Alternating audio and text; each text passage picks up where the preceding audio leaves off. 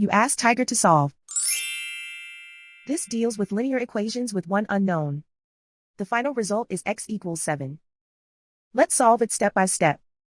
Simplify the expression. Expand the parentheses. Simplify the arithmetic. Group all constants on the right side of the equation. Subtract 32 from both sides. Simplify the arithmetic.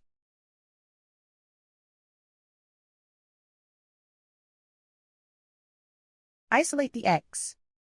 Divide both sides by 2. Simplify the fraction. Find the greatest common factor of the numerator and denominator. Factor out and cancel the greatest common factor. And so the final result is x equals 7.